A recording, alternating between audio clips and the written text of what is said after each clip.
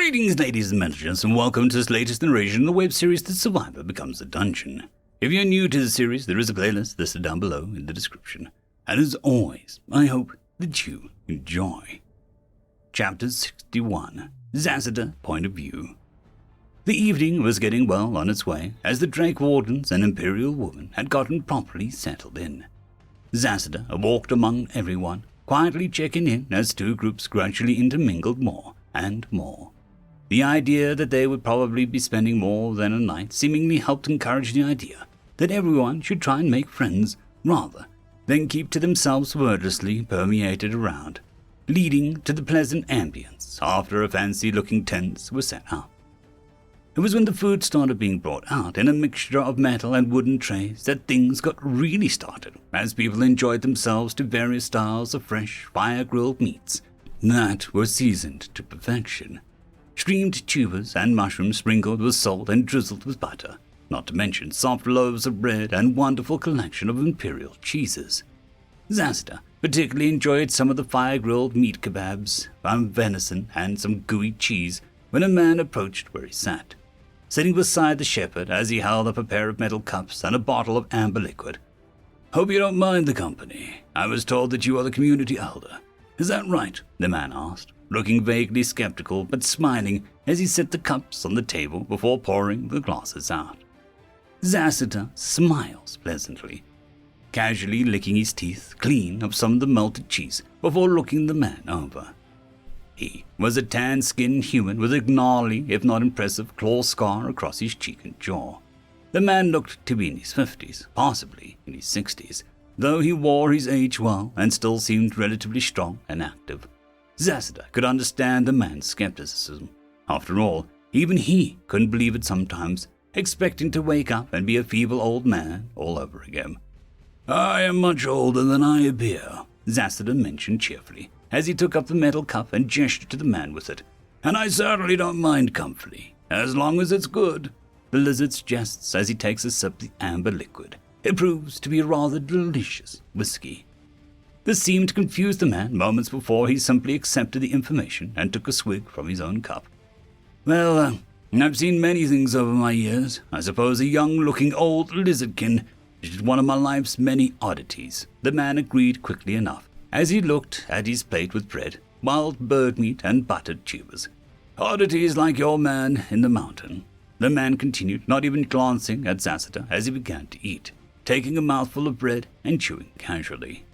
Zasada didn't flinch, but he sipped on his drink before setting the metal cup down with a thunk. "I suppose so. What are you getting at?" the lizardkin asked, tossing some side-eye over at the man as he took a bite from his kebab. The man nodded intently.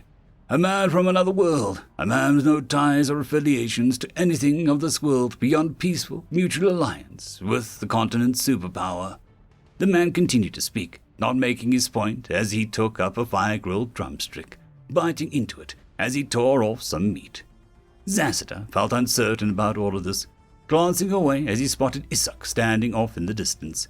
Their eyes met, thankfully enough, and with a subtle head tilt, Zasada looked back towards the man and watched him more poignantly.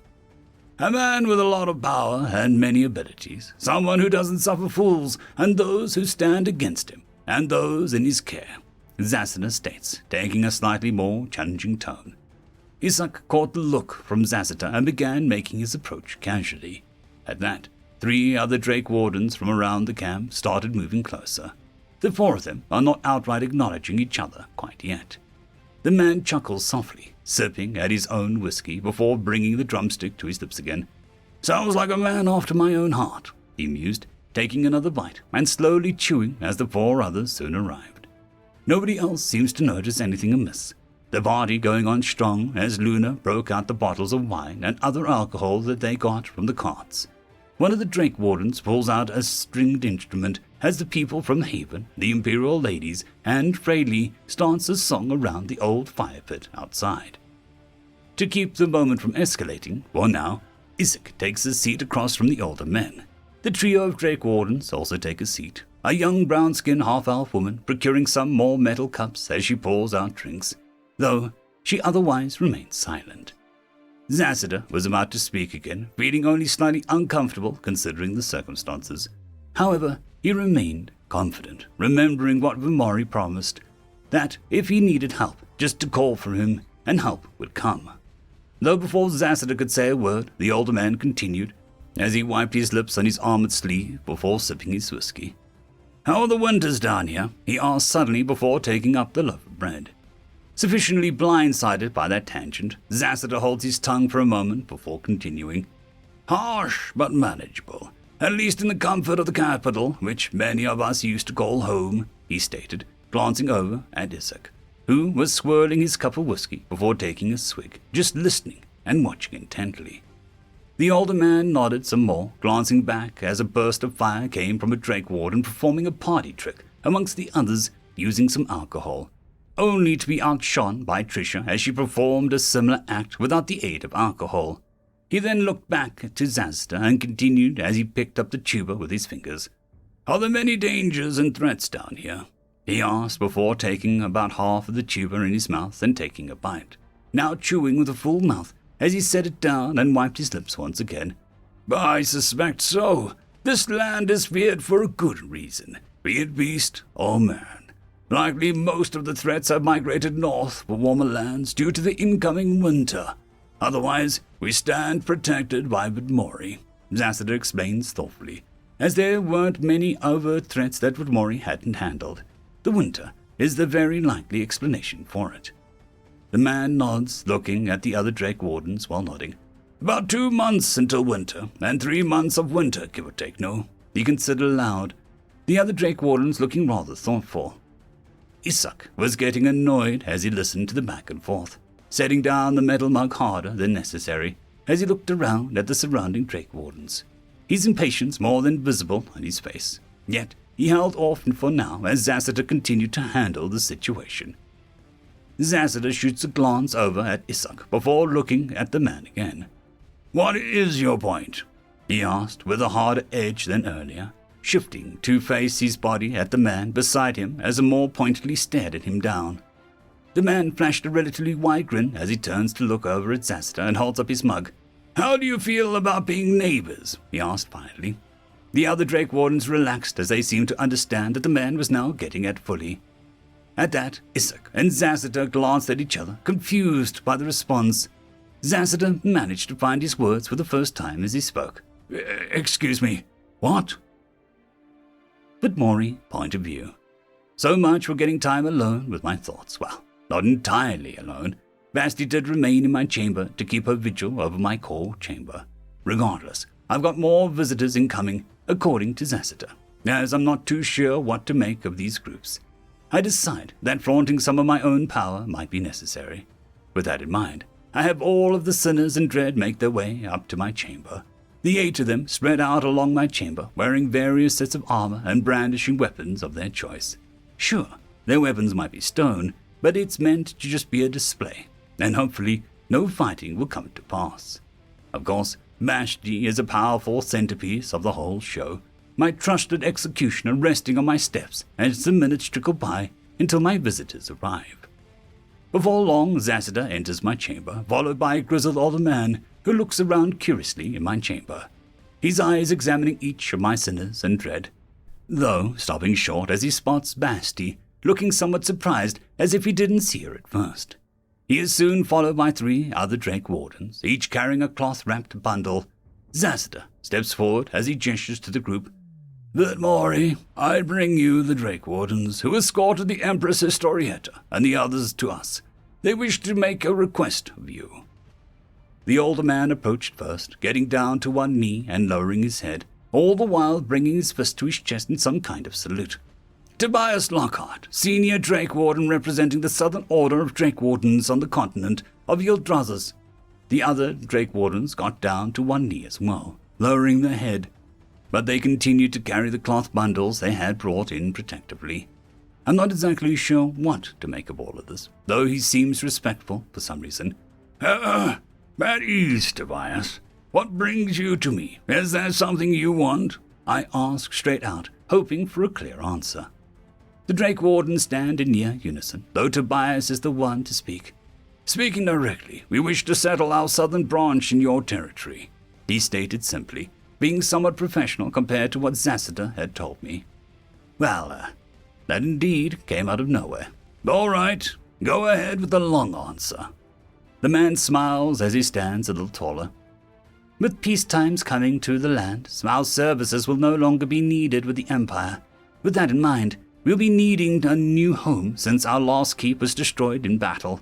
Rather, we destroyed it rather than letting a foolish nation that no longer exists try to take it from us. We are an independent order of warriors that was founded just over 400 years ago. We serve those who need it and those who have done right by us, and we stand vigilant for dangers that threaten all life, ready to act when such a time comes to prevent such calamities from coming to pass. We serve on many continents and have treaties with many nations that allow us to act freely within reason. Our standard operations are to maintain 2 or 3 keeps per continent to allow us to spread out enough to respond to any number of threats and to prevent all of us from being wiped out in one fell swoop. At least they were being straightforward with all of this, and I can't see any signs that they are lying to me. This only makes me wonder why they came to me about all of this. Never mind the fascinating sounding history. I see.